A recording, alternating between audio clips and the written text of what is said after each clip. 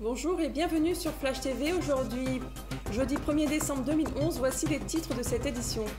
Une dizaine d'ex-salariés de la RAST campent devant le Conseil général. Aujourd'hui, journée internationale de lutte contre le sida, forum de l'économie sociale et solidaire, et puis Madagascar, fin de la mission de la COI.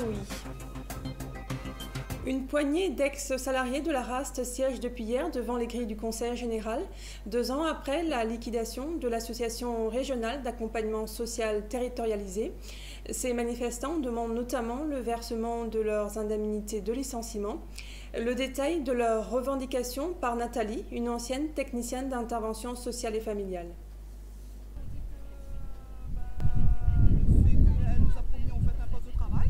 Elle a promis 1000 postes, alors qu'aujourd'hui on n'a rien reçu. On est resté sur le carreau et avec ces belles paroles en fait on rêve. Et puis moi aujourd'hui je galère parce que je suis radiée de la CETIC pendant 2 mois et je ne mange pas. Là je suis vraiment dans la galère totale parce qu'en fait on ne nous entend pas. Et les indemnités, elles ont toujours pas été versées? Pas du tout. Alors d'aujourd'hui non. Donc là, vous devez faire des choses, de toute façon c'est la fin du mois pour janvier, donc demain vous savez pas comment vous faites? Non, à l'heure d'aujourd'hui j'ai rien. Et là je ne sais pas comment finir, j'ai expliqué ma situation pour l'emploi, j'ai rien pour couvrir en fait mes comptes en banque. Vous êtes prête à rester tant qu'il faudra? Tant qu'il faudra, en fait on est déterminé parce que je trouve que c'est pas normal cette situation-là. Soi-disant elle fait le lien social, alors d'aujourd'hui on est dans la cata. Il faut en fait que le Conseil général, par rapport à ses compétences, elle nous accompagne dans notre droit. Bientôt en fin de droit. Près de la moitié de ces 1200 ex-salariés sont toujours sans emploi. Présent sur les lieux pour les soutenir, Paul Junot, le secrétaire général de la CFTC. Aujourd'hui, 1er décembre, journée internationale de lutte contre le sida. Hier, l'association RIV, très active au niveau du soutien social et de la prévention, organisait une journée de dépistage dans le chef-lieu. Catherine Gau, présidente de l'association RIV, de rappeler l'importance du dépistage et les impacts de la discrimination. En partenariat avec RIV, Simone Hildebrand, auteure et journaliste, présentait ce matin son livre audio intitulé « Visage d'ici », une compilation de témoignages de 12 personnes séropositives lues par des personnalités locales. Ce CD, édité à 500 exemplaires, a reçu le soutien du Conseil général. Il sera distribué gratuitement, notamment dans les établissements du second degré, les médiathèques, les centres des pistes et auprès de la protection judiciaire de la jeunesse. Un spot de sensibilisation intitulé Dépistaou est également visible sur les ondes et sur le site www.depistaou.re. Développer des projets économiquement viables, c'est la vocation des structures œuvrant dans le champ de l'économie sociale et solidaire pour venir en aide aux personnes sans emploi. Et réunie en forum hier au Parc des Expositions de Saint-Denis, cette branche de l'économie donnait la parole aux porteurs de projets.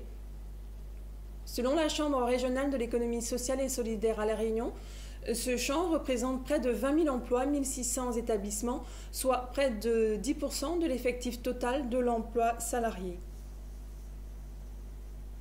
Madagascar aujourd'hui, fin de mission de la COI et processus de sortie de crise du gouvernement malgache. Arrivée au terme de sa mission en terre malgache, la délégation de la COI, dirigée par Jean-Paul Adam, le ministre des Affaires étrangères séchelloise, estime que l'absence de reconnaissance et la non-levée des sanctions n'aident en aucun cas la grande île dans ses efforts de sortir le pays de cette impasse. Cette entité régionale réaffirme son soutien au gouvernement d'union nationale de la transition, désigné selon les dispositions de la feuille de route élaborée par la SADC, et demande solennellement la reconnaissance internationale de la transition. On demande solennellement la reconnaissance internationale de la transition selon les dispositions de la feuille de route, et nous estimons que notre mission de la COI représente une reconnaissance de ce gouvernement de transition.